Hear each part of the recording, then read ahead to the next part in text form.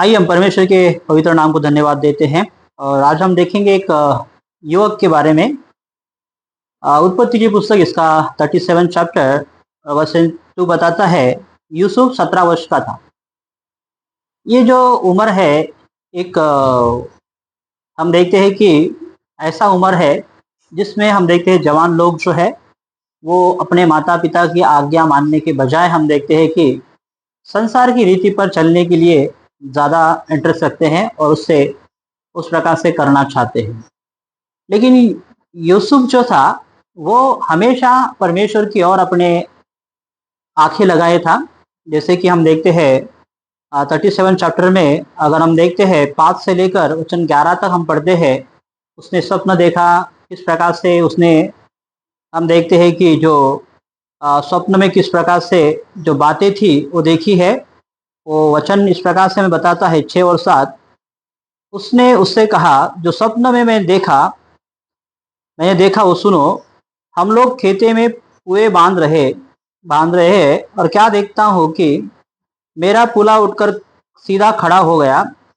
अब तुम्हारे पुलों ने मेरे पुलों को चारों तरफ से घेर लिया और उसे दंडवत किया। इसका अर्थ हम देखते हैं कि ऑलरेडी वो लोग जानते थे। और तब उसके भाई ने कहा, क्या सचमुच तू हम पर राज करेगा? क्या तू हम पर सचमुच प्रभुता करेगा? तो ये जो उसका अर्थ है वो उन्हें समझ में आया था।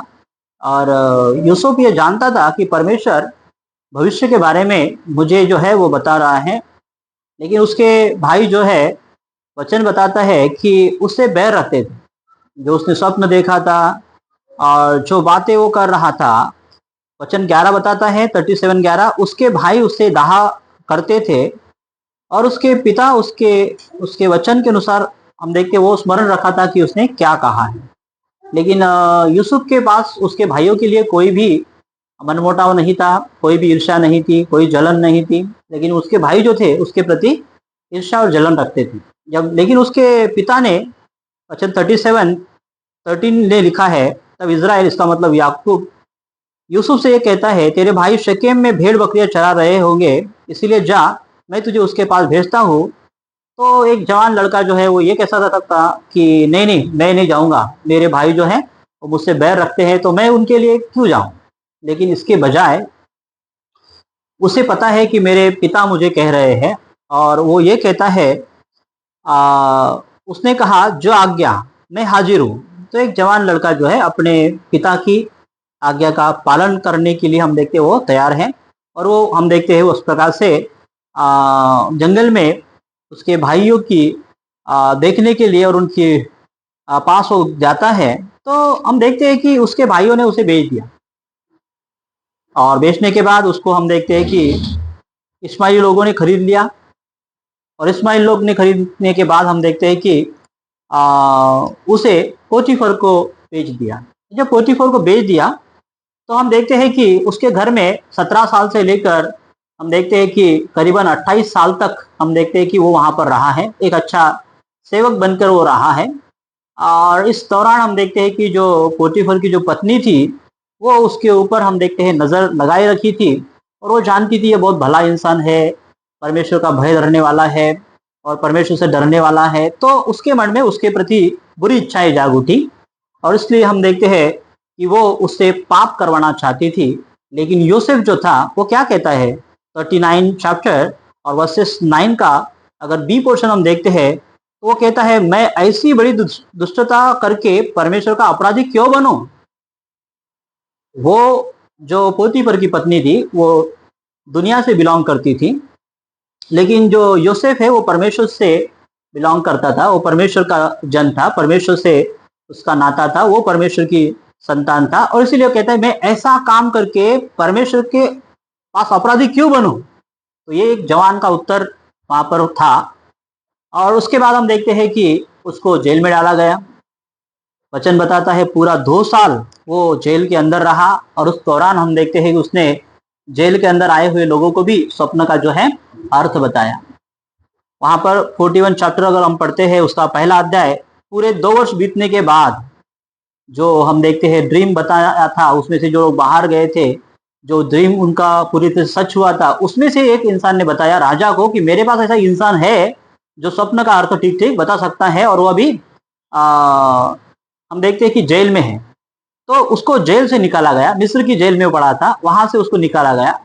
तो 2 साल के अंदर हम देखते हैं यूसुफ जो था किसी प्रकार कोई भी परमेश्वर को कंप्लेंट नहीं किया कि परमेश्वर मैं ऐसा किया, मैं वैसा किया, मैं अच्छा किया, फिर भी मुझे बुरा प्रतिफल मिला। इस प्रकार से किसी प्रकार की कोई भी कंप्लेंट जो है यूसुफ ने नहीं किया है, वरन वो परमेश्वर की आज्ञा पर चलता रहा, परमेश्वर के साथ चलता रहा। ऐसा ही हमें दिखाई देता है। जब वो राजा ने उसे हम देखते हैं कि बुलाया, राजा को उसने स्वप्न का अर्थ बताया, तब हम देखते हैं उसे पूरे राज्य की ओर गवर्नर जो है ठहराया गया। और गवर्नर ठहराने के बाद में सारी साम्राज्य जो हम देखते हैं यूसुफ के हाथ में था। जब उसके भाई वहां पर आए, पहली बार आए, फिर दूसरी बार आए, फिर पूरा परिवार आया, तो वो ये समझते थे कि शायद योसेफ के साथ हमने जो किया उस कारण वो हमसे बैर रखेगा।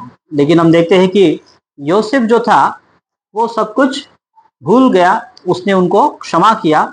ऐसा एक जवान था जो अपने मन में किसी प्रकार की कोई भी किसी के प्रति भी हम देखते हैं गलत भावना नहीं रखता था, वरन अपने भाइयों की उसने क्षमा की थी, इस प्रकार से वचन में बताता है। अगर हम उत्पत्ति की पुस्तक में जाते हैं 50 अध्याय और वचन हम देखते हैं 18, 19 और 20 हम पढ़ेंगे। वहां लिखा है, उसके भाई आप ही जाकर उसके सामने गिर पड़े और कहा, देख हम तेरे दास हैं। यूसुफ ने उनसे कहा, मत डरो, क्योंकि मैं परमेश्वर की जगह पर हूँ। क्या मैं परमेश्वर की जगह पर हूँ? यद्यपि तुम लोगों ने मेरे लिए बुराई का विचार किया था, परंतु परमेश्वर ने उसी बात में भलाई का विचार किया, जिससे वह ऐसा करे जैसा आज के दिन प्रकट है, कि बहुत से लोगों को जो प्राण है वो मैं बचा सकूं। तो यहाँ पर हम ये देख पाते हैं कि उसने उसको क्षमा किया, किसी प्रकार का अपने मन में मन मोटाव भी नहीं रखा। तो एक उसका स्वभाव हम देख सकते हैं कि he was young man, 17 years old.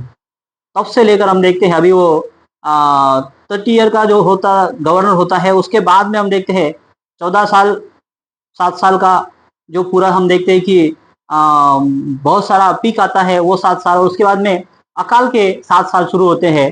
तो ऐसे पूरे साल के अंदर हम देखते हैं वो एक बड़ा इंसान हो चुका है। फिर भी हम देखते हैं कि परमेश्वर की राहों पर, परमेश्वर के वचन पर चलने का जो उसने हम देखते हैं कि ठान लिया था, उसी राह पर वो चला है। यहाँ पर हम ये देख सकते हैं कि उसके जवानी के दिनों से ही उसने परमेश्वर को प्रसन्न करने का प्रयास किया है, और हम देखते हैं अंत तक उसने उस बात को जारी रखा है।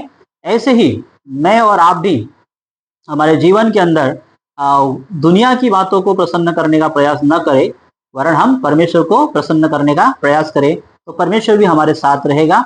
और जो सफलता हम देखते हैं यूसुफ ने अपने जीवन में पाई थी, उसी प्रकार से हम भी हमारे जीवन में जरूर सफलता पाएंगे। परमेश्वर आपको आशीष दे, परमेश्वर मुझे भी आशीष दे।